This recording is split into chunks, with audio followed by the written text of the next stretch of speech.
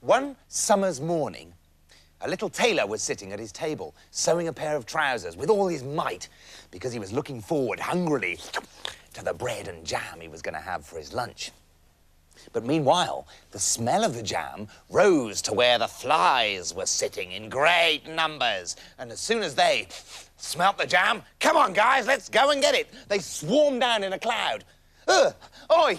Who invited you? Get away, said the little tailor. But the flies didn't understand a word of English and stayed right where they were, up to their eyeballs in jam, frolicking about and playing catch with a blackcurrant.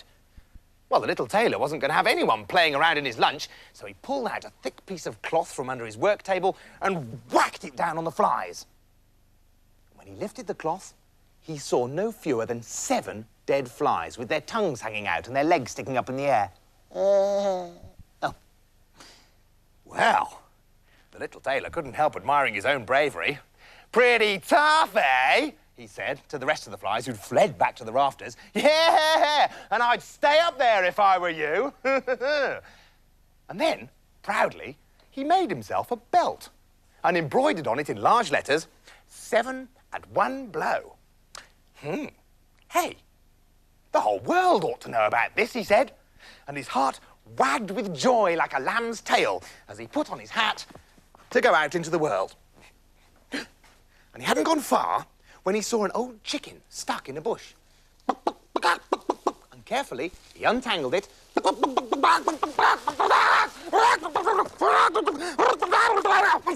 he put it in his pocket, thinking, hey, this chicken might be useful on my travels. Now, the road he took led him up a mountain.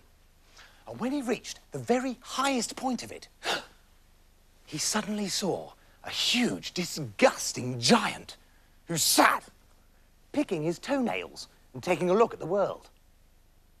The little tailor went bravely up to him and said, hey, good day, comrade. I see you're picking your toenails and taking a bit of a look at the world. Hey, I'm just on my way out into the world myself, actually. Would you like to come with me? Why don't you go away, ragamuffin, miserable creature, worm, said the giant, and he flicked a piece of toenail in the tailor's face.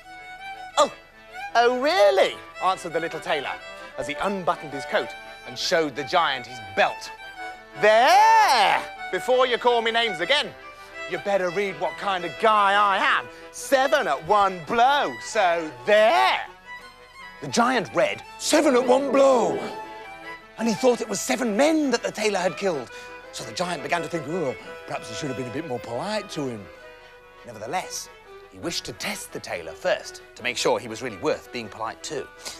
The giant picked up an enormous rock, well, a hill basically, and he threw it so far that it landed on a poor donkey's head 84 miles away. Clonk. Serves you right for being a donkey. Now, if you're so strong, the giant said, let's see you do the same. Yeah, well, you know, not a bad throw. But, you know, I think I'll throw something that will never come back at all. So the tailor put his hand in his pocket, took out the chicken, and threw it in the air. Well, the chicken was delighted to be free. Great! And he flew off completely out of sight. Yeah, well, how'd you like that then, Titch? Said the little tailor to the giant. Yeah, well, you certainly can throw, said the giant. But now, let's see if you're brave enough to come and spend the night with me and my brother Osric in our cave. You think I'm a giant? You should see him. Well, the little tailor was far from happy when he saw Osric sitting by an enormous forest fire and eating handfuls of roast sheep, tossing them up in the air as if they were peanuts. When Osric spoke, he had a voice that sounded like pigs being trodden on. Hello, Brother Og, he said, for this was the first giant's name. Oh, no! What have you brought home with you this time? Put it in the spare room and get it out of my sight. You know I can't stand to look at anything small and horrible. The spare room was the size of a cathedral, and a big cathedral at that. And the bed was so high that it would have been like sleeping on the edge of a cliff. So the tailor thought, oh dear, I might fall out of that. I mean, it's a huge bed. I might fall off and come to great harm. Well, I think I'll just curl up on the floor, you know, under a rug and sleep there. And so he did. But on the stroke of midnight, Og and Osric tiptoed in. Sorry. They thought the little tailor was asleep in the bed. So they smashed it for pieces with a dead dinosaur, which they kept for such occasions. And they thought they'd finished off the tailor for good. And they went off sniggering.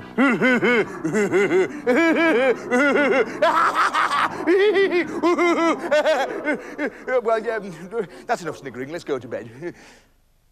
But in the morning, when the giants saw the tailor cheerfully walking about, you know, eating his breakfast and things, they were terrified. And they ran away into the forest shouting, oh no, it's a ghost, it's a ghost, there's a ghost, there's a ghost, oh dear, oh dear, oh dear, where's my mummy, where's my mummy? She's in France, whereabouts, all of it, oh. The little tailor, however, just went on his way. And after a while, he settled down for a nap in the courtyard of a royal palace. Well, the people of the palace were amazed when they read the words on his belt. 7 at one blow, look, what? Look, 7 at one blow. 7 at one blow. Oh, they said, oh, what a great warrior he must be. Oh, the king ought to have him in his army, yeah. So before he knew it, the little tailor was made admiral-in-chief of the whole army. However, the other soldiers in the army didn't like the little tailor at all and whispered to each other, yeah, where's all this going to end? I'll tell you where. If we annoy him in some tiny way, he'll lose his temper and knock down 7 of us in one blow. It's too frightening to have to work with a man like that, isn't it? Yeah, it's much too frightening. Stuff that for a game of soldiers. So they went to the king and said, Your Majesty, we're not happy, are we? No, we're not what you'd call happy at all. I mean, you know, we've always been a peaceful sort of army, just marching up and down in nice blue uniforms with shiny buttons and feathers in our hats. We don't want someone who kills people in our army. Well, the king didn't want his army to be unhappy, so he hit upon a plan. He sent for the little tailor and said, I hate to trouble you, but I wondered if you could do me a little favour. You know, you being such a great warrior. You see, in the forest, there are 2 incredibly dangerous giants. Would you be an angel and pop off and kill them for me? If you do, I will give you my daughter and half my kingdom. Okay. Ta-ta. Oh, 2 giants. No problem. And off the little tailor bounded into the forest. And before long, he came upon the 2 giants asleep under a tree. I thought so. It's those 2 Berks, Og and Osric, he thought. He climbed the tree just above the giants and sat on a branch. Then he dropped a few stones on Osric's chest. Osric woke up, pushed his brother crossly and said in his trodden pig's voice, "Here, stop knocking into me!" And he sprang up like a madman and pushed Og against a tree until it shook. But Og pushed him back, and they got into such a rage that they tore up trees and hit each other with them until the trees turned into splinters. Then they tore up more trees and hit each other with them until they both fell down dead on the ground.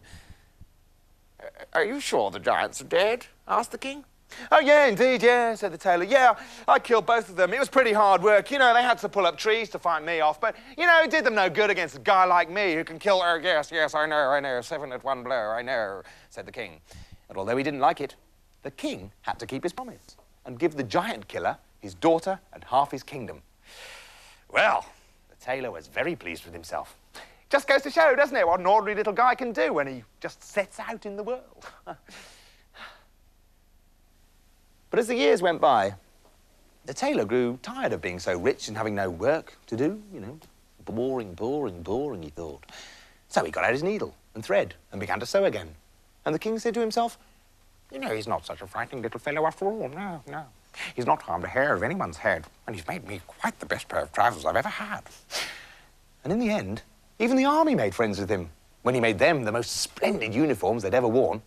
Well, They said, you know, I mean, we didn't care for him very much, you know, when he was rushing about killing giants, you know, and like 7 at one blow and all that nonsense. But, you know, now we think he's going to fit in very nicely, don't we? Yeah, yeah.